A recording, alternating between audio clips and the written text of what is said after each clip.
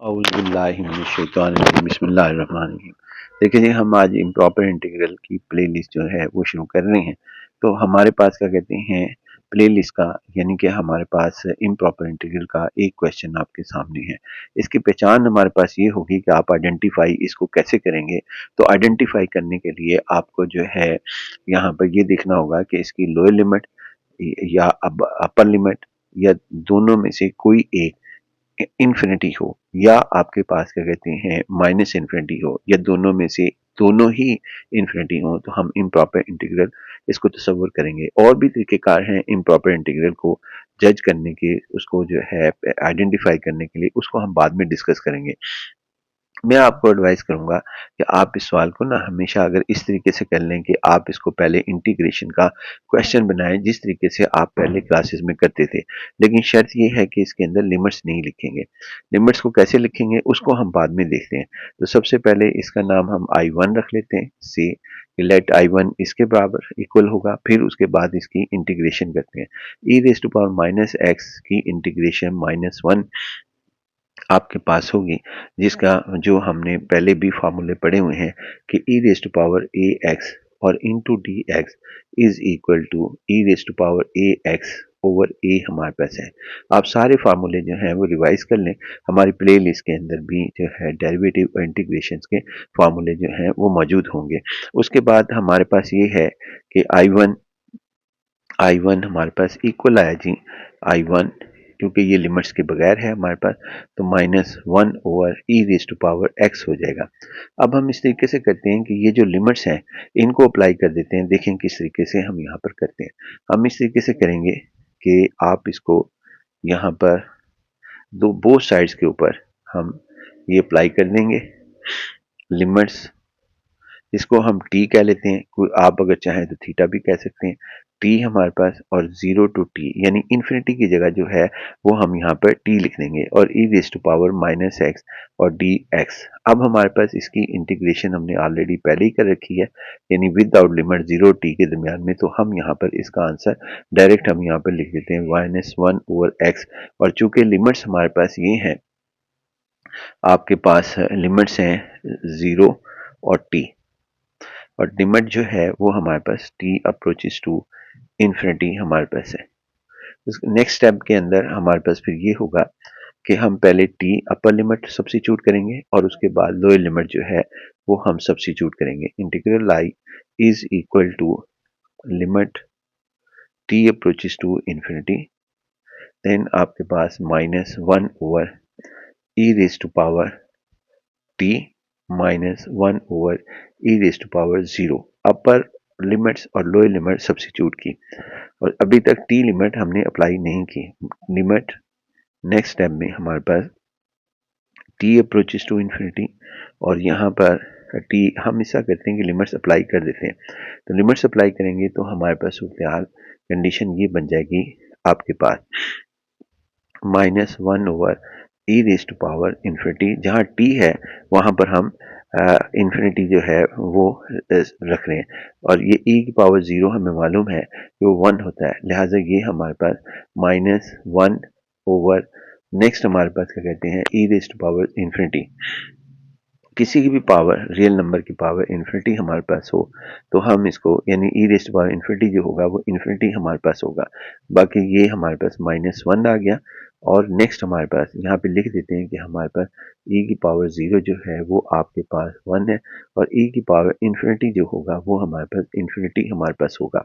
Next हमारे पास क्या कहते हैं -1 ओवर इन्फिनिटी हमारे पास होगा 0 1, और ये चाहे माइनस लिखें या न लिखें। उसके बाद -1 is equal to -1। It means कि आपके पास यहाँ 0 से infinity E raise to power -x D X जो होगा वो आपके पास -1 इसका आंसर होगा।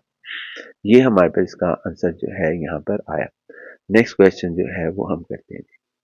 ये देखें जी, हमारे पास ये एक क्वेश्चन है। चूँकि ये इम्प्रॉपर इंटीग्रल का हमारे पास इसलिए क्वेश्चन है कि ये आपके पास यहाँ पे लिमिट जो है वो इन्फिनिटी इसके अंदर मौजूद है। अब इसके अंदर सबसे पहले हम ये करते हैं कि हम इन्फिनिटी की जो जिसकी वजह से हम इसको इम्प्रॉपर इंटीग्रल कह रहे हैं उसको ख़त्म करते हैं ताकि हम बाद में इस लिमिट्स को अप्लाई कर देंगे। तो यहाँ 0 टू इन्फिनिटी आपके पास, सॉरी ये हमारे पास कुछ भी नहीं लिखेंगे। उसके बाद e raise to power minus x और sine x into d x, इसके साथ हम पहले काम करेंगे। इसमें जो है फर्स्ट फंक्शन रखना है और फिर सेकंड फंक्शन हमारे पास रखना है। मेरे ख्याल में इसके अंदर से किसी को भी फर्स्ट रख लें और किसी को भी सेकंड रख लें, कोई फ़र्क नहीं पड़ेगा। और इसके बाद ये हमारे पास आ गया फर्स्ट फंक्शन। सबसे पहले ये लिखा जाएगा जी हमारे पास इंटीग्रेशन बाय पार्ट्स हम करेंगे। इंटीग्रेशन बाय पार्ट्स में फर्स्ट फंक्शन एज इट, ये हमारे पास लिखा गया। Integration of the second function जो कि हमारे पास माइनस कॉज एक्स हमारे पास आई, उसके बाद माइनस, और उसके बाद हमारे पास इंटीग्रल, क्योंकि लिमिट्स हम नहीं लिख रहे यहाँ पर। उसके बाद डेरिवेटिव ऑफ द फर्स्ट जो हमारे पास होगा माइनस एक्स और माइनस वन, और नेक्स्ट हमारे पास integration of the second minus cos x हमारे पास लिखा जाएगा इनटू डी एक्स, ये हमारे पास होगा। अब इसमें यहाँ पर I one is equal to minus E raise to power minus x और कॉज एक्स हमारे पास लिखा जाएगा। ये अब चीज़ साथ साथ आती रहेगी क्योंकि इसके ऊपर से इंटीग्रल ख़त्म हो गया। अब यहाँ पे 3 माइनस हैं तो लिहाजा यहाँ पे माइनस आ जाएगा, और उसके बाद यहाँ पर ई माइनस एक्स और कॉज एक्स हमारे पास लिखा जाएगा। नेक्स्ट हमारे पास ये होगा आई वन हमारे पास होगा जी इसके अंदर e raise to power minus x cos x, और ये एज इट हमारे पास आ गया। अब दोबारा हम इसके अंदर इंटीग्रेशन बाय पार्ट्स करेंगे। फर्स्ट फंक्शन अब इसे ही रखेंगे जिसमें हमने पहले रखा था, और उसके बाद सेकंड हमारे पास होगा फर्स्ट फंक्शन एज इट, यानी ये हमारे पास integration of the second function जो आपके पास साइन एक्स होगी, माइनस आगे हमारे पास कहते हैं integral derivative of the first minus minus x हमारे पास होगा। अब यहाँ पर हमारे पास कॉज एक्स की इंटीग्रेशन साइन एक्स और इनटू इंटीग्रल डी एक्स हमारे पास लिखी जाएगी। मेरे ख्याल में हम यहाँ पे फार्मूला लिख देते हैं आपके लिए कि फार्मूला जो है ये कौन कौन से हमारे पास इस्तेमाल में आ रहे हैं।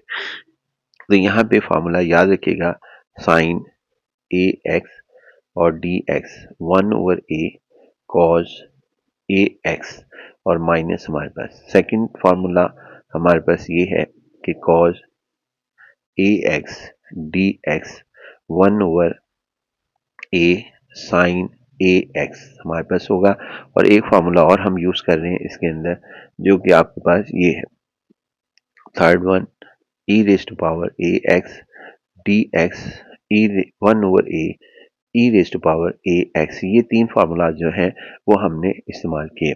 अगर आपको हमारी मटेरियल से फ़ायदा हासिल होता है तो आप हमें जो है हमारे चैनल को सब्सक्राइब करें, लाइक करें, शेयर करें, और एडवर्टाइजमेंट जो है वो मुकम्मल तौर पर देखा करें ताकि हमें जो है हमारी टीम को इसका फ़ायदा हो सके। अब हम आते हैं जी इसके अंदर, ये हमारे पास ये इंटीग्रल यानी कि उसी स्टेप की जानिब दोबारा आते हैं जो हम कर रहे थे। तो यहाँ पे आई वन ये लिखा गया, ये हमारे पास आ गया। अब इसे ज़रा ओपन कर लेते हैं तो minus E raise to power minus x cos x, और यहाँ माइनस आ जाएगा e raise to power, bracket open कर रहे हैं, साइन एक्स, और यहाँ 3 माइनस हैं तो यहाँ माइनस आपके पास आ जाएगा 1 2 3। नेक्स्ट हमारे पास e raise to power minus x और sine x into d x. अगर हम गौर करें तो ये दोबारा आई वन जो है वो हमारे पास हासिल हो गया, यानी ये दोबारा हमारे पास आई वन जो हमने सवाल शुरू किया था क्वेश्चन में अगर गौर करें तो ये हमारे पास आई वन है। आई वन जो है वो हमारे पास रिपीट हो गया, लिहाजा हम इसको यहाँ पे आई वन लिख देंगे इसको।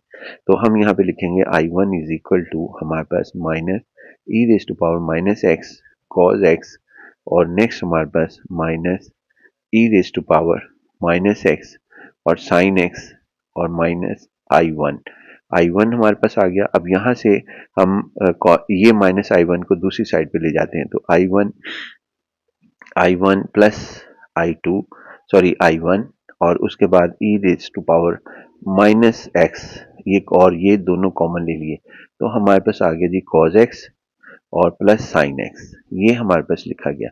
अब चूंकि इंटीग्रेशन हमारे पास तकरीबन हो गई है ये 2i1 हमारे पास लिखा जाएगा, यानी अगर हमारे पास ये आ जाता है तो ये 2i1 हमारे पास होगा। अब 2i1 यानी इसका मतलब है 2 से डिवाइड कर दें तो हमारे पास i1 जो होगा वो हमारे पास इसमें -1/2 और cos x plus sin x over e raise to power आपके पास x हो जाएगा, e raise to power x होगा। अब यहाँ पर हम लिमिट जो है वो सब्स्टिट्यूट कर देते हैं क्योंकि हमारा क्वेश्चन इम्प्रॉपर इंटीग्रल का था। तो यहाँ पर लिमिट्स बोथ साइड्स के ऊपर अप्लाई करते हैं। i1 की वैल्यू जो है वो हमारे पास है, क्वेश्चन के अंदर हमने लिखी थी -x और sin x dx और लिमिट 0 टू इंफिनिटी। हम इसके अंदर लिमिट्स अप्लाई कर देते हैं। तो अप्लाई द लिमिट्स यानी t अप्रोचेस टू इंफिनिटी और यहाँ पर आपके पास क्या कहते हैं 1/2 और इधर आपके पास cos x plus sin x over e raise to power x और लिमिट्स हमारे पास होंगी चूंकि 0 से इंफिनिटी है और 0 से इंफिनिटी, इंफिनिटी को हम t कह रहे हैं, 0 से t यानी एक्चुअल हम इसको ऐसे लिख रहे हैं। ये लिख देता हूं मैं आपको ताकि आपको आसानी हो जाए मेरी बात को समझने में। तो यहाँ पर हम एक्चुअल इसको इस तरीके से लिख रहे हैं 0 से t और से e raise to power -x sin x dx और limit t approaches to infinity. ये एक्चुअल हम लिख रहे हैं इसके अंदर। तो बोथ साइड्स के ऊपर हमने जो है यानी इस इंटीग्रल को हमने जो है ये वाला इंटीग्रल यहाँ से लेके यहाँ तक इसको हमने ऐसे लिखा, फिर इसको इस तरह हमने इंटीग्रेशन अप्लाई कर दी जो हमने क्वेश्चन किया था। अब इंटीग्रेशन हम यहाँ पर लिमिट्स अप्लाई करते हैं तो लिमिट्स अप्लाई होने के बाद हमारे पास क्या कंडीशन आ जाएगी इसके अंदर, देखते हैं जी। हम यहाँ पे एक स्पेस लेते हैं आपको आसानी से नजर आए। उसके बाद यहाँ पर इसके अंदर लिमिट जहाँ सॉरी इधर 0 से t भी लिखेंगे, अपर लिमिट और लोअर लिमिट इसकी ब्रैकेट्स के साथ। अब यहाँ पर हम लिमिट अप्लाई कर देते हैं यानी कि i integral is equal to 1/2 और इधर आपके पास यहाँ पर इधर लिखा जाएगा cos t plus sin t over e raise to power t और नेक्स्ट -1/2 और cos 0 lower limit plus sin 0 over e raise to power 0 हमारे पास लिखा जाएगा। यानी ये हमारे पास होगा जी इसका, जब हम ये अपर लिमिट t इधर ये x की जगह रिप्लेस कर देंगे 1 2 3 प्लेसेस पर और t और उसके बाद 0 x की जगह जो है रिप्लेस कर देंगे 1 2 3 जगह और लिमिट जो सी है वो हमारे पास t अप्रोचेस टू इंफिनिटी अभी तक अप्लाई नहीं की, t अप्रोचेस टू इंफिनिटी। उसके बाद हमारे पास ये है कि आप इसमें वैल्यू सब्स्टिट्यूट कर लें यानी जहाँ t है वहां पे इंफिनिटी रख लें। cos 0 जो होता है 1 होता है और sin 0 जो होता है वो आपके पास 0 होता है। तो हम यहाँ पे अप्लाई करते हैं जी इसके अंदर। यहाँ से नेक्स्ट स्टेप पर हम जाते हैं तो हमारे पास ये होगा integral i is equal to limit हमने t approaches to infinity apply कर रहे हैं 1/2 और यहाँ पे cos आपके पास infinity plus sine infinity over e raise to power infinity, ये हमने इसकी जगह रिप्लेस कर दिया t की जगह। उसके बाद माइनस है हमारे पास यानी कि हमारे पास माइनस हम यहाँ लिख लेते हैं -1/2 और इसकी जगह cos 0 1 होता है 1 लिख दिया, साइन 0 ये वाला 0 ये 0 लिखा और 1/2 हमारे पास लिखा गया। तो हमारे पास इसमें इंटीग्रल i ये हमने यहां से लेके यहां तक ब्रैकेट इक्वल है लेफ्ट हैंड साइड i के। अब यहां पर हमारे पास cos 1/2 cos इंफिनिटी ये और प्लस साइन इंफिनिटी ये सब हमारे पास इसका टोटल आंसर जो होगा वो हमारे पास इंफिनिटी ही आएगा हमारे पास, ये हमारे पास अनडिफाइंड हमारे पास होगा। फिर उसके बाद e raise to power infinity. हमें यहाँ पर एक बात मालूम है कि एंगल जो है cos इंफिनिटी जो हमारे पास होगा वो मैक्सिमम वैल्यू जो है वो इसकी 1 होती है cos, यहाँ पे जो भी आपके पास एंगल होगा और उसके बाद इसकी मिनिमम वैल्यू जो है वो -1 होती है।